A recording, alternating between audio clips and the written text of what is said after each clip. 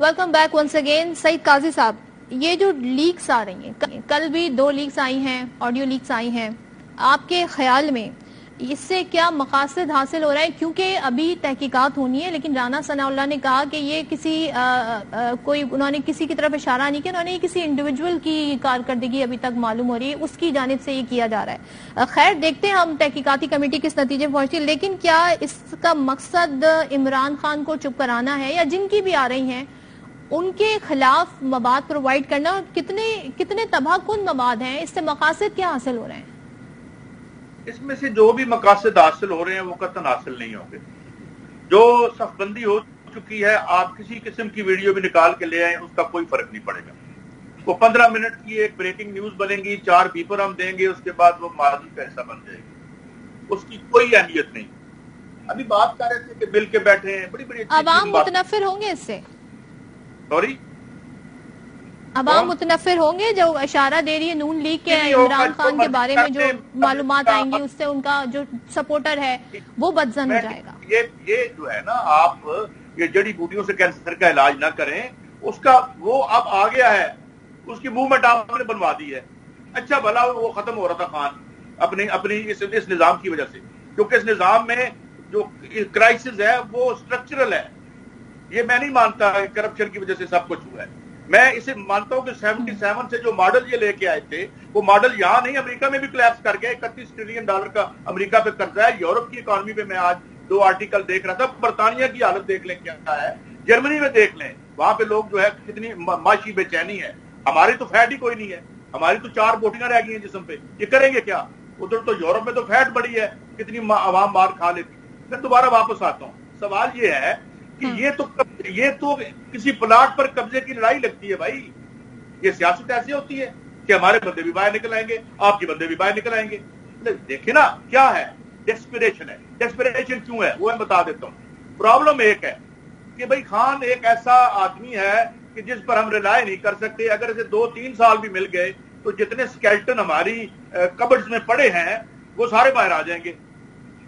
اور جو خان صاحب سے ویلنگ ڈیلنگ کی کوشش کی گئی ہے، اس میں جو میری اطلاعات ہیں، اس میں خان صاحب کہتے ہیں بس یار ایکشن کرو اور کوئی آگے کی بات چھوڑیں.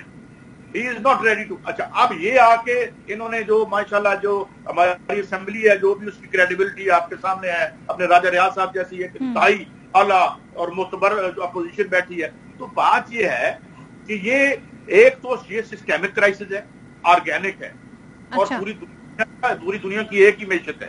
اور اس میں اگر ہم دیکھتے ہیں کہ جہاں اسٹیٹ انٹروینشن زیادہ ہے، چائنا بچا ہوا ہے ابھی تک، یا ایکس کمیونسٹ اسٹیٹ کو اگر دیکھیں تو ان کے فارن ایکسچینج ریزرو آج امریکہ سے کم قرضے کے نیچے ہے. تو ایک بدلا ہوا ہے. یہ بحث نہیں ہے آپ کے پروگرام کی، ہم یہاں ہی رہتے ہیں.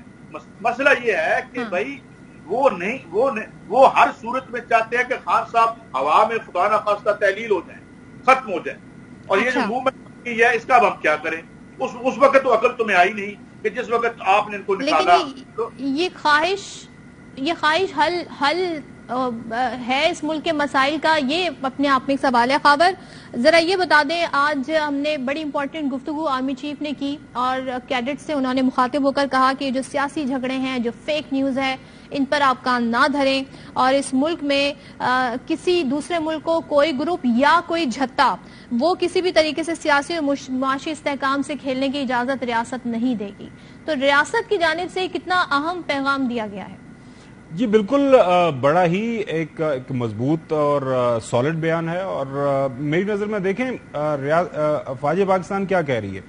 افواج پاکستان، جب پہلے بھی ہم نے بیان سنا جب واشنگٹن ڈی سی میں تھے آرمی چیف، تو وہاں سے بھی یہی بیان آیا کہ جو افواج پاکستان سیاست سے دور رہنا چاہتی ہیں، اور سیاستدان جو ہیں وہ سیاست جو ہے پارلیمان کے اندر کریں، اور جو بھی پاکستان کا آئین اور قانون ان کو اجازت دیتے ہیں اس کے اندر رہتے ہوئے اپنی سیاست کریں. اب یہ کہ جی موجودہ حالات کے اندر کیا عمران خان کو غیر قانونی کام کر رہا ہے؟ بالکل کوئی ایسا غیر قانونی کام نہیں کر رہا.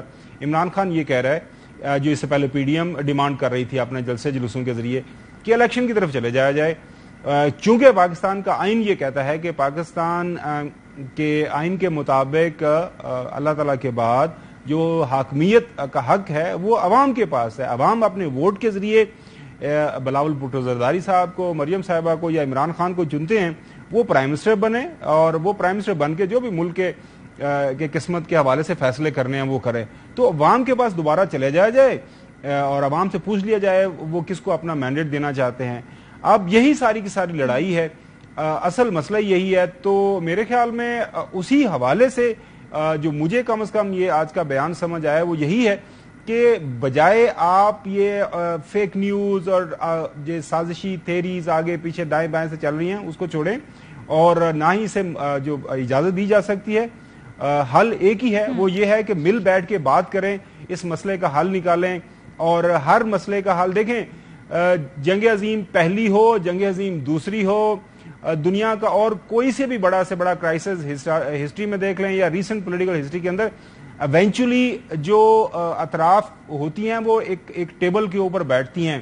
اب فیصلہ آپ نے کرنا ہے کہ کیا آپ نے جنگ و جدل کے بعد نیگوسیشنز ٹیبل پہ بیٹھنا ہے یا پھر اس سے پہلے ہی آپ بیٹھ جائیں اور اس مسئلے کا حل نکال لیں. اور اگر 4-6 مہینے الیکشن آگے پیچھے ہو جاتے ہیں تو اس سے کوئی بڑا میرے خیال میں نقصان کسی کو نہیں ہوگا. ایونچولی پاکستان کی عوام نے یہ فیصلہ کرنا ہے, تو آپ پاکستان کے عوام کے شعور کے اوپر جو ہے اعتماد کریں, پاکستان کی عوام کی رائے کا جو ہے آپ اس کی عزت کریں, احترام کریں, اور جو بھی عوام, یہی جمہوریت کا تقاضا ہے اور یہی میرے خیال میں سب کے حق میں اسی میں بہتری ہے. ادروائز اگر آپ لڑائی یہ لڑنا چاہیں گے, اور بالکل قاضی صاحب نے صحیح بات بتائی, یہ تو اس طرح تو یقین کریں یہ پلاٹ کی لڑائی کیا ہے. میں ابھی بھی کہیں بیٹھا ہوا تھا تھوڑی دیر پہلے, تو میں کہہ رہا تھا اس طرح تو کوئی کریانہ اسٹور بھی نہیں چلاتا جس طرح ہم پاکستان کو چلانے کی کوشش کر رہے ہیں ہمارے سیاستدان.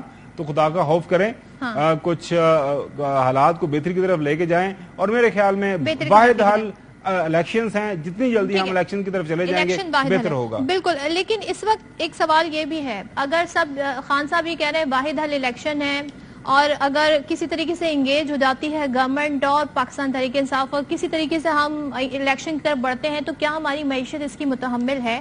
اور اگر تو یہ حکومت اپنا ٹائم پورا کرتی ہے اور اگلا بجٹ بھی دیتی ہے, تو کیا معاشی آپشنز حکومت کے پاس ہیں؟ اسحاق ڈار نے ایک گفتگو جو کی ہے موڈیز ریٹنگز کے حوالے سے ڈالر کے, ذرا وہ سن لیتے ہیں پھر اس پر بات کرتے ہیں. جینوئنلی میں ایز اے پروفیشنل ثابت کر سکتا ہوں کہ اس کی صحیح قدر جو ہے وہ 200 سے نیچے ہے.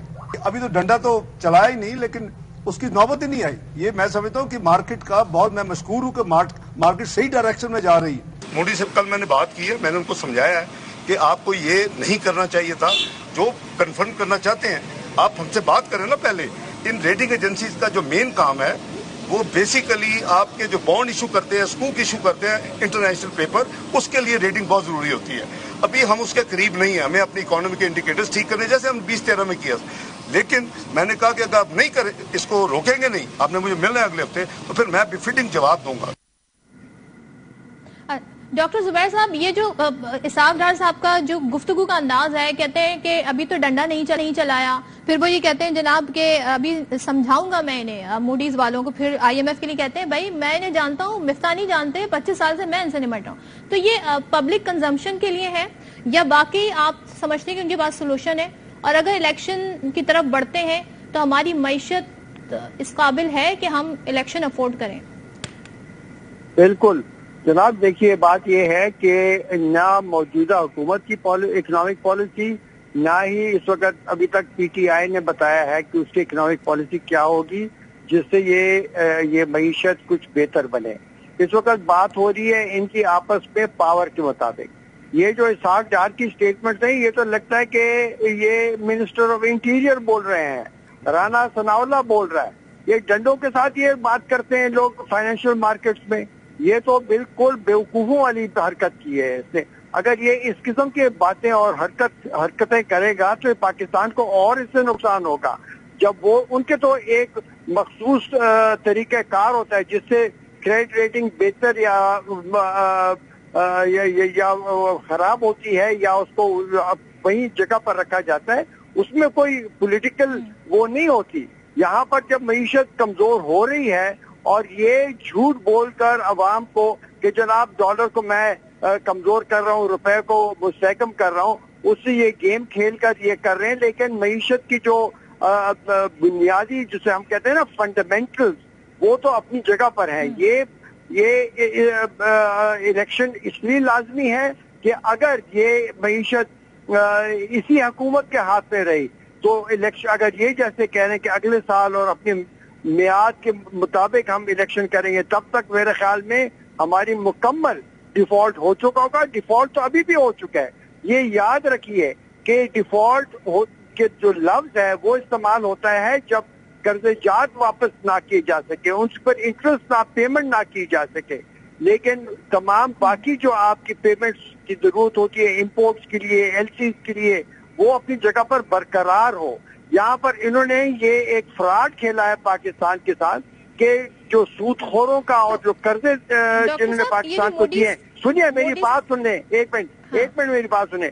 ان کے تو واجبات پورے کر رہے ہیں لیکن معیشت کو مکمل طور پر بند کر دیا. سارا بوجھ معیشت پر ڈال دیا. کارخانے بند ہو رہے ہیں، لوگ بے روزگار ہو رہے ہیں، آمدنیں کم ہو رہی ہیں، انفلیشن بڑھتی جا رہی ہے. اور ابھی آپ کو پتا ہے کہ بجلی میں بھی جو انہوں نے کیپیسٹی پیمنٹ کرنے کی آئی پی پی کو